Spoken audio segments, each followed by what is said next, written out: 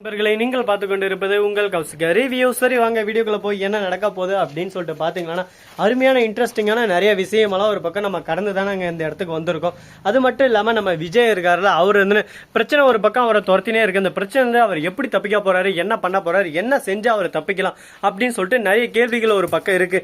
இந்த கேள்விகளுக்கு மத்தியில நம்ம விஜய் கரெக்டா போராடி வருவாரா, நம்ம மல்லி இதுக்காக உதவி செய்வாங்களா அப்படின்னு சொல்லிட்டு பாத்தீங்கன்னா கண்டிப்பா நம்ம மல்லிக்கு இந்த விஷயமெல்லாம் தெரிஞ்சிருந்தா கண்டிப்பா 100% உதவி செய்வாங்க. ஆனா அவங்களுக்கு இன்னும் எந்த ஒரு விஷயமும் தெரியாதுங்க. தெரியாதனால இவ்வளவு குழப்பம், இவ்வளவு ஒரு இக்கட்டான ஒரு சூழ்நிலை போயின்னு இருக்கு.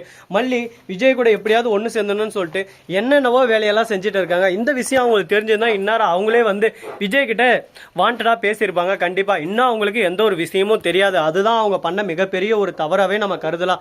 ஏன் எதனால அப்படின்னு சொல்லிட்டு பாத்தீங்கன்னா, சாமியை கும்பிட்டு இப்போ என்னங்க ஆக போகுது, அதுக்கு முன்னாடி நாம முயற்சி செய்யணும். முயற்சி செய்யாம சாமி கும்பிட்டு இருந்தா மட்டும் எல்லாமே நடந்துருமா சொல்லுங்க பார்க்கலாம்.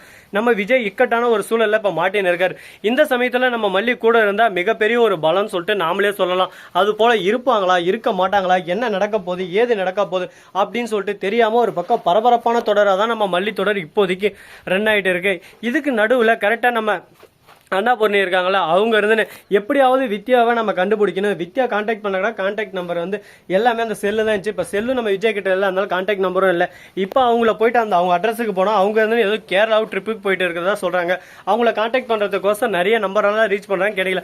இப்போ அங்கேயே போய் தான் ஆகணும், வேற வழி இல்லை. ஏன்னா இப்போ இமிடியேட்டா அவங்களுக்கு அந்த வக்கீல் தேவைப்படுறாங்க. அவங்க நம்ம விஜயோட சித்தி ரொம்ப நெருங்கின சொந்தம். அதனால அவங்க எந்த ஒரு ஏமாற்றத்தையும் தரமாட்டாங்க. எல்லாமே ஒரு பக்கம் பாசிட்டிவா தான் நடக்கும் அப்படின்னு சொல்லிட்டு நாம நினைச்சுன்னு இருக்கோம். அது போல நடந்தா நல்லா தாங்க இருக்கும். அது போல நடக்குமா, நடக்காதா, என்ன செய்ய போறாங்க, ஏது செய்ய போறாங்க அப்படின்னு சொல்லிட்டு தெரியாம மிகப்பெரிய ஒரு கேள்விக்குறியாதாங்க போயிட்டு இருக்கு. இந்த கேள்விக்குரிய நடுவில் இன்னும் நிறைய விஷயங்கள் எல்லாமே மாற்றணும். அது மட்டும் இல்லாம நம்ம விஜய் இருக்காருல, அவர் வந்து சிறப்பான முறையில் சிறந்த முறையில் நிறைய விஷயங்களெல்லாம் ஒரு பக்கம் மாற்றி அமைச்சிருக்காரு. என்னென்ன பண்ணாரு அப்படின்னு சொல்லிட்டு பார்த்தீங்கன்னா, கோர்ட்டில் போயிட்டு அவரே வாதாட ஆரம்பிச்சிடறாரு. இப்படி தான் நடந்துச்சு, இதுதான் உண்மை, இது எல்லாமே நான் கரெக்டாக எடுத்து நான் பண்ணேன், ஆனால் யாருமே என் பேச்சை கேட்கல, இது எல்லாம் உங்களுக்கு புரியாது தெரியாது அப்படின்னு சொல்லிட்டு நிறைய வார்த்தையெல்லாம் ஒரு பக்கம் விட ஆரம்பிக்கிறாங்க. என்ன பேசுறது ஏது பேசுறதுன்னு சொல்லிட்டு தெரியாம ஒரு பக்கம் திருன்னு முடிச்சுன்னு இருக்காங்க. ஐயோ என்னடா இது, இந்த அளவுக்கு ஒரு பக்கம் நம்ம எஃபெக்ட் போட்டோம்லையே, அதுக்கு எல்லாம் மரியாதையே இல்லையா அப்படின்னு சொல்லிட்டு நம்ம ரஞ்சிதமோ ராஜேஸ்வரி முடிச்சுட்டு இருக்காங்க. ஏன்னா நம்ம விஜய் கேட்ட ஒவ்வொரு கேள்வியும் நச்சுனும் நறுக்கணும் இருந்துச்சு. அதனால அந்த இடத்துல இவங்க எது பேசினாலும் சரி, விஜய் பேசுறது கரெக்டு, விஜய்க்கு நீங்க பதில் சொல்லிதான் ஆகணும். ஏன்னா விஜய் சொல்றதுல என்ன தப்பு இருக்கு, அவர் கேட்டதுக்கான பதில் நீங்க சொன்னா மட்டும்தான் நீங்க ஆர்குமெண்ட் பண்றதுக்கான விஷயம் எல்லாமே உங்களுக்கு நடக்கும் அப்படின்னு சொல்லிட்டு சொல்றாங்க. இப்ப என்ன சொல்றதுன்னு சொல்லிட்டு தெரியாம நான் பண்ணது எல்லாமே தப்பு தான், சரி விடுங்க அப்படின்ற மாதிரி ஒரு நிலைமையில தள்ளப்பட்டு இருக்காங்க. இதுக்கப்புறமாவது இவங்க பிரச்சனை எதுவும் சந்திக்காம இருப்பாங்களா, இந்த பிரச்சனை இதோட முடிவுக்கு வருமா அப்படின்னு சொல்லிட்டு பாத்தீங்கன்னா எந்த ஒரு பிரச்சனையும் டக்குன்னு முடிவுக்கு வந்துடாது. நாம அதை எந்த பாதையில கொண்டு போறோம் அதை பொறுத்து தான் எல்லாமே ஒரு பக்கம் தலைகீழா மாறுமா, இல்ல ஒரேடியா குப்பரை போட்டு நம்மள ஒரேடியா ஓட விட்டுருமா அப்படின்னு சொல்லிட்டு பொறுத்து வந்து பார்த்தா தெரிய போகுது. அது மட்டும் இல்லாம நம்ம மல்லி இருக்காங்களா, அவங்க விஜய் வந்து சேர்ந்துறாங்க. விஜய் ஜெயிலுக்கு போனது எல்லா விஷயம் தெரிய வருது வெண்பா மூலமா. உடனே நம்ம மல்லி சும்மா இருப்பாங்களா, உடனே கோர்ட்டுக்கு போறாங்க. அந்த இடத்துல போயிட்டு விஜய்க்கு ஆதரவா நிக்கிறாங்க. விஜய் அதை பார்த்து ரொம்ப சந்தோஷப்படுறாரு.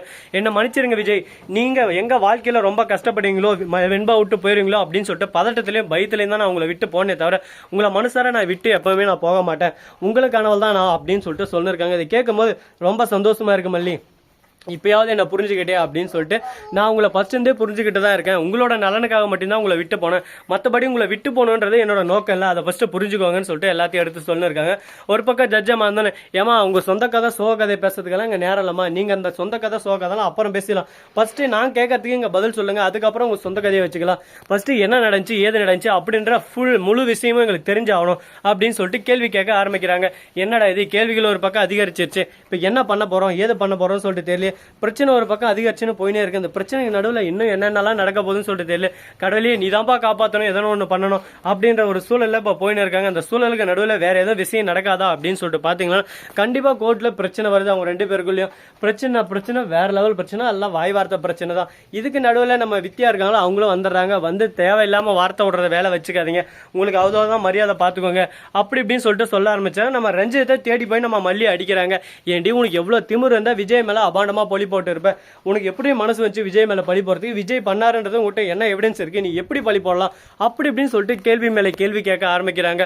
வாய் திறந்து பதில் சொல்ல முடியாம ஒரு பக்கம் பேச்சே அடிச்சு போயிட்டு சைலண்டா இருக்காங்க. ஐயோ நான் பண்ணது எல்லாமே தப்பு தான் மல்லி, என்ன மன்னிச்சிரு, நான் வேணும்னு இதெல்லாம் பண்ணல, எல்லாமே ராஜேஸ்வரி சொல்லி தான் நான் செஞ்சேன், ராஜேஸ்வரி சொல்லி நான் செய்யாம இருந்தேன்னா அவ என்ன எதனா பண்ணிடுவா, எனக்கு வேற வழி தெரியல அப்படின்னு சொல்லிட்டு எல்லாத்தையும் எடுத்து சொல்றாங்க. இப்ப என்ன பண்ண போறாங்க, ஏது பண்ண போறாங்க, அந்த பிரச்சனை இப்படியே தான் ஒரு பக்கம் பாஸ்டா போக போதா அப்படின்னு சொல்லிட்டு பாத்தீங்கன்னா பிரச்சனைன்றது முடிவுக்கு கண்டிப்பா வரும். அது எந்த சமயத்துல வரும், எந்த நொடியில் வரும்னு சொல்லிட்டு யாராலையும் கருத்து கணிப்பாலும் சொல்ல முடியாதுங்க. எல்லாமே ஒரு நேரத்தில் வர வேண்டிய நேரத்தில் வந்துடும். அதனால பொறுத்தார் பூமி ஆழ்வார் வெல்வார். ஸோ நண்பர்களே, இந்த வீடியோ உங்களுக்கு பிடிச்சிருந்தா லைக் பண்ணுங்க, கமெண்ட் பண்ணுங்க, ஷேர் பண்ணுங்க, டிண்டிங் பெல்லை தட்டி விட்டு போங்க. அப்பதான் நான் போற அடுத்த வீடியோ உங்களுக்கு உடனுக்குடன் நோட்டிபிகேஷன்லாம் வந்து கொண்டே இருக்கும். மிக்க நன்றி. தேங்க்ஸ் ஃபார் வாட்சிங். Tata, see you. நன்றி, வணக்கம், வந்தனம், வருக தருக.